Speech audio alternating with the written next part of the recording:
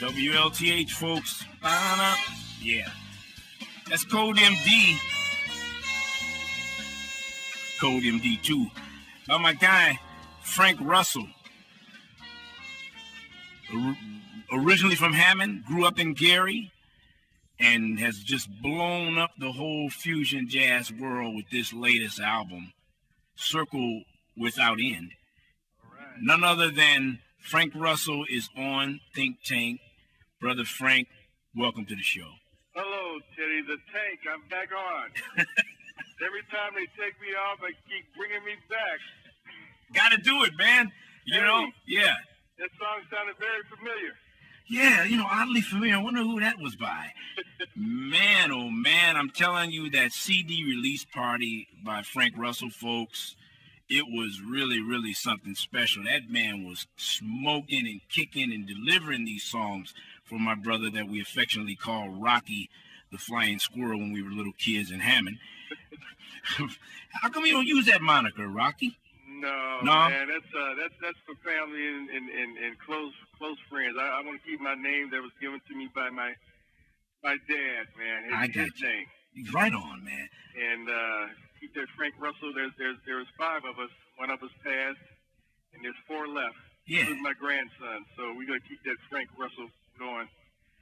But I was definitely called Rocky a lot that night because all my family and friends were there. Yeah. Including your brothers and. Yeah. And I even heard Robert Gates did say Rocky J. Squirrel. So that was just a blessed night, man. Just a blessed night all the way around, man. That was the first time I'd done all those tunes live. Frank, sorry to interrupt you, man, but I really want to give you kudos here on the air in front of all my listeners, because you have dared to play fusion jazz music in 2011, going on 2012, without, any real major record label support or, Budweiser or somebody, sponsoring you. You just did it. And for that kind of faith and perseverance and just will is very admirable, Frank. And my hat's off to you. That's great. I appreciate that. That's kind of what Bobby Irving was saying when he introduced me. Mm-hmm. And I didn't think about it like that. I just wanted to record something that I wanted to play. Yeah. And I didn't think I was taking on the mantle of fusion or contemporary jazz or whatever. I just wrote a bunch of tunes. Well, first of all, I was Vince Wilburn, Miles Davis' nephew and drummer. Mm-hmm. He told me it's time to do a new record. Mm-hmm. And he wanted to work with me. That didn't work out, but I did get a bunch of Miles Davis alumni.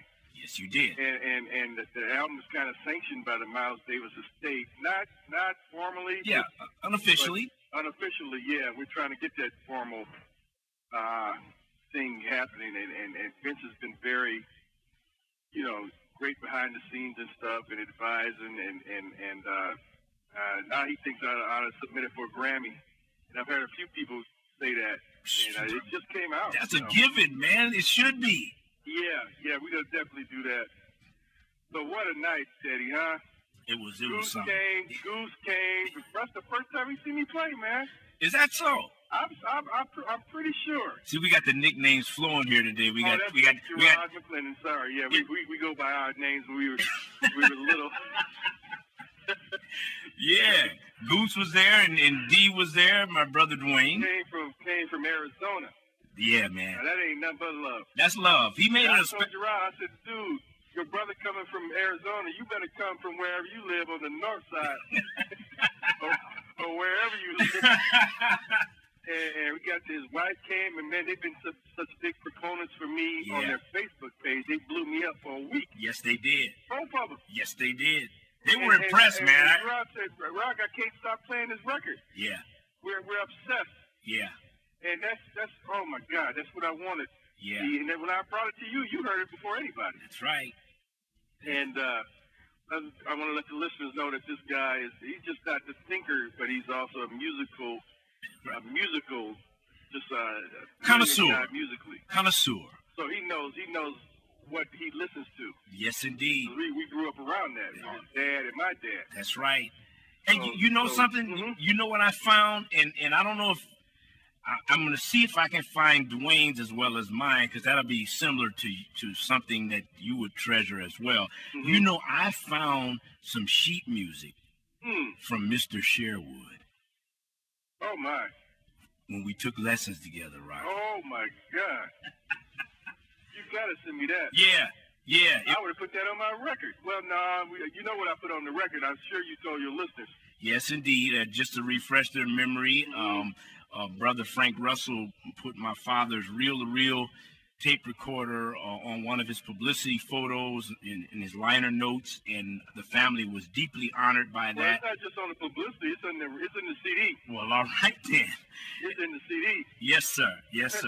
And we're honored. We are deeply honored because my father was a real deep connoisseur, and the fact that you made mention when I saw you at the funeral, or we were in court or something, and you said, man, your dad was so deep in the music, that brother had a reel-to-reel recorder in the hood.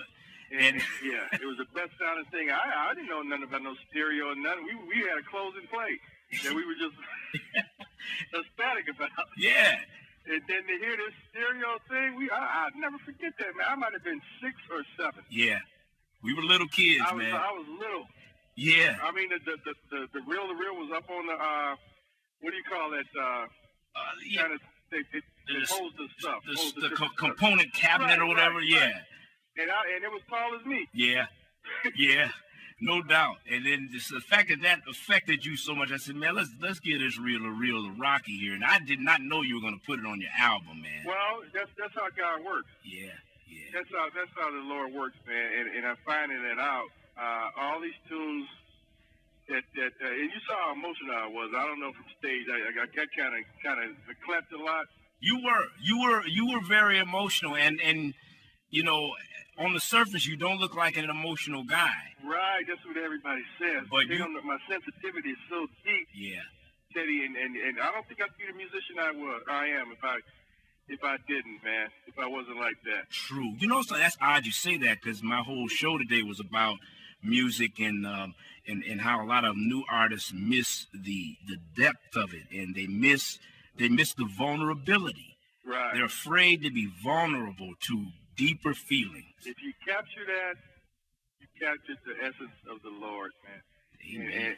And people, you know, we just got to put the record out, but everybody has heard it. Are affected. I just had my guy Greg Spiro, my phenomenal keyboard player. Your keyboard player, yeah. He said your record is a spiritual experience, man. It is, man. And I took I would talk to Teddy and you guys when I was recording. I would call up D sometimes, Wayne, while we were in the studio, because I know you guys you've gone through so much. Yes. And I wanted to keep the little especially be abreast of what was going on. That's right. And keep him in the loop. And I sent him the stuff with me and Munch and Richard Patterson, because of your bass player. Your brother's a bass player too. That's right. So he was getting all the stuff before it was even finished. Check that out. I said, check it out with the 2 bass players. We ain't got the other guy yet. He's coming.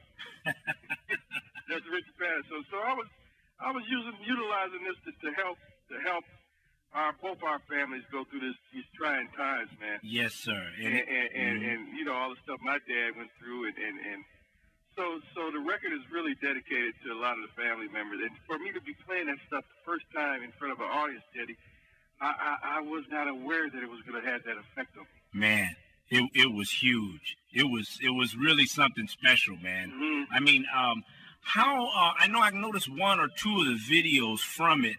Mm-hmm. Are they going to edit that down, man? They need to make that a DVD package, man. Yeah, we're thinking about it, because we did get I did put up a clip of your favorite tune, Code MD2. Right on. I announced it when I announced it. I said, this is Teddy McClendon's favorite song. That's right. I incorporated the McClendons in the show. Of course, Gerard was on me all night anyway. Yeah. And I'm so used to him being so distinguished and stuff on the air, but he was having fun. He was having a good time that night. I said, Goose, he said, what's up? Right on. And then for him to see Derek, my little brother, come in playing. Yeah. I mean, it was full circle without end, man. For real. And I feel your parents were looking down on us. Well, I know that for a fact, man. It had to be happening. And the spirit was in that room. Yes. And that CD, that Real to Real was on all them CDs I saw. Check that out. So they were there. They were there in the house. In the house, man.